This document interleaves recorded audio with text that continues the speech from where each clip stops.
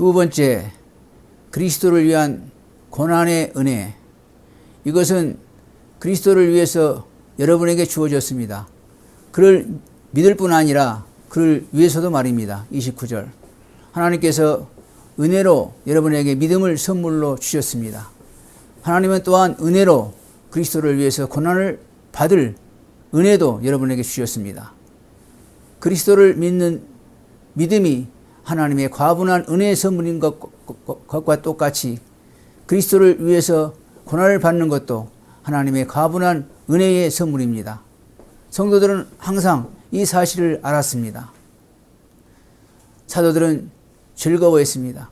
그 이유는 하나님께서 그리스도를 위해서 수치를 당하는 것이 합당하다고 생각하셨기 때문입니다. 성찬 예식문에서 우리가 즐거움으로 우리의 십자가를 지도록 주의 은혜를 주옵소서라고 기도합니다. 사도는 이제 빌립보 성도들에게 이를 가르치고 있습니다. 사도는 오늘 우리에게 이를 여전히 가르칩니다. 그리스도를 위해 고난을 받는 것은 하나님의 과분한 은혜의 선물입니다. 하지만 성도들이 그리스도를 위해서 견뎌내야 하는 핍박은 그들의 구원의 증거입니다.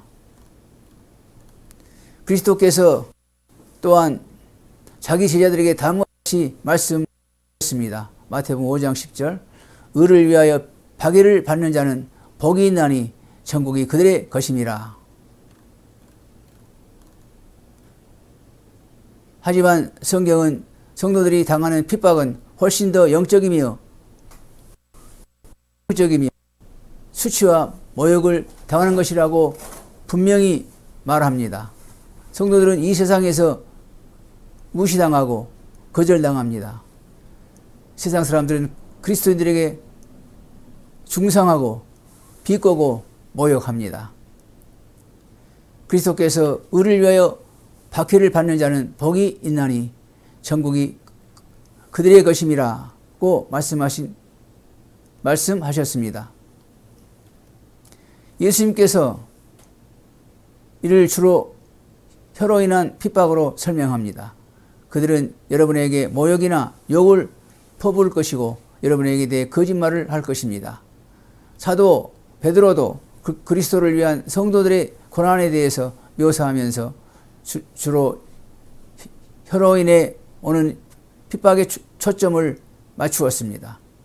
위협으로 공경을 받는 것, 행악자들에게 의해서 명예가 훼손되는 것, 매도당하는 것에 초점을 맞추었습니다. 너희가 그리스도의 이름으로 치욕을 당하면 복 있는 자로다. 영광의 영, 곧 하나님의 영이 너희 위에 계심이라. 베드로전서 4장 14절. 이 각 경우에 사도 베드로는 그리스도를 위한 핍박과 고난에 대해서 말하고 있지만 그 대부분이 혀에 의한 핍박을 언급합니다. 명예가 훼손되는 것, 매도당하는 것, 꾸지람을 당하는 것, 해방 섞인 말을 듣는 것 등을 말입니다. 형제 자매 여러분, 비록 우리의 형편이 사도 바울과 빌립보 교인들의 상황과는 상당히 다르다고 할지라도 우리는 여전히 같은 싸움에 참여하며 우리도 여전히 모든 신자에게 공통으로 주어졌던 같은 고난을 경험하고 있습니다. 왜냐하면 예수 그리스도 안에서 경건하게 살고자 하는 모든 사람이 핍박을 받게 될 것이기 때문입니다. 디모데후서 3장 12절. 예외가 없습니다. 모든 신자는 그리스도의 십자가를 져야 하고 그의 비난과 욕설을 동참해야 합니다. 그렇지 않으면 그 사람은 그리스도에게 속한 사람이 아닙니다. 여러분의 원수들을 겁내지 마십시오. 견고하게 서십시오. 한 마음과 한 뜻으로 복음의 믿음을 위해 함께 애쓰십시오. 여러분이 십자가의 부끄러움을 져야 할 때 두려워하지 말고 오히려 즐거워하시고, 그 이유는 그리스도를 위한 여러분이 권하는 하나님의 당신의 나라에 여러분을 합당하게 간주해 주셨다는 증거이기 때문입니다. 여러분이 그리스도를 믿게 된 것도 하나님의 은혜로운 선물입니다. 그리스도를 믿는 믿음이라는 은혜로운 선물은 항상 또 다른 은혜로운 선물, 즉 그리스도를 위해 고난받는 은혜로 보충됩니다. 사랑하는 형제 자매 여러분, 그리스도를 위한 고난은 또한 우리에게 선한 교제 안으로 데려갑니다. 우리는 세 번째 점을 상고하고자 합니다. 세 번째, 선한 교제 안에 있다. 29절 30절, 그리스도를 위하여 너희에게 은혜를 주신 것은 다만 그를 믿을 아니라 또한 그를 위하여 고난을 받게 하려 하심이라. 너희에게도 그와 같은 마음이 있으니 너희가 내 안에서 본 바요 이제도 내 안에서 듣는 바니라. 여러분은 선한 교제 안에 있습니다. 여러분의 고난은 여러분에게 일어나는 이상한 일이 아닙니다. 예외 규칙 조항으로 여러분들을 만들도록 하는 것이 아닙니다. 그렇지 않습니다. 여러분이 경험하는 싸움은 여러분이 또한 자신 안에서 보았던 바로 그 같은 고난입니다.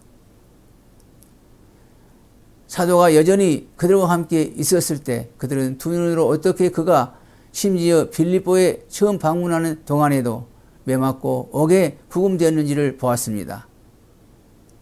이제 그들은 어떻게 사도가 여전히 같은 일들을 견뎌내는지에 대해서 그에게서 듣습니다.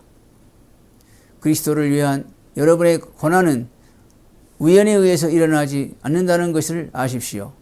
여러분이 자신 안에서 보았고 이제 자신에게서 듣는 것이 같은 싸움입니다. 우리는 그리스도의 같은 다가오심을 공유하고 있습니다. 같은 십자가를 지고 있습니다. 여러분이 경험하는 이러한 유형의 고난은 모든 신자에게 공통적입니다. 그리스도를 위한 고난으로 빌립보 성도들은 사도 바울의 선한 교제 안에 있다는 것을 알게 됩니다. 사실상 우리가 그리스도를 위해서 어떤 고난을 받든지 모든 성도의 선한 교제 안으로 우리를 데려갑니다. 따라서 여러분은 선지자들도 경험한 일로 그들과 같은 욕을 공유합니다. 실제로 그리스도를 위한 고난은 우리를 그리스도의 선한 교제 속에 참여하도록 만듭니다. 그 이유는 그분이 무시당하고 거부당하셨던 부인시기 때문입니다. 세상의 모든 증오심이 궁극적으로 그리스도를 겨냥하고 있습니다. 하지만 이와 같은 이름들이 그리스도와 모든 시대에 그분의 모든 선지자에게 주어졌다는 사실을 깨달을 때 이와 같은 것을 훨씬 더 쉽게 짊어질 수 있게 됩니다. 유대인들이 사도 바울을 무엇이라고 불렀는지 기억하십니까? 전염병이며 소요를 일으키는 자라, 사도행전 24장 5절라고 했습니다. 그들이 그리스도와 그의 제자들과 구약 선지자들에게 어떤 이름을 주었는지를 볼 때 그리스도를 위해 같은 별명을 얻게 될 때 우리가 선한 교제에 있다는 사실을 깨달아야 합니다. 오히려 우리 주 예수 그리스도를 위해서 고난받는 것이 하나님의 은혜로운 선물이라고 여깁시다.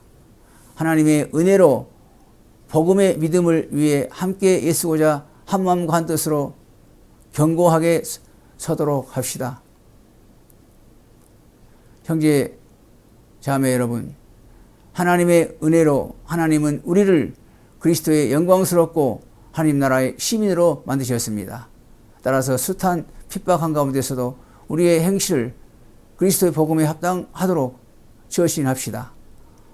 복음을 반대하는 사람들에게 의해 동요되거나 두려워하지 맙시다.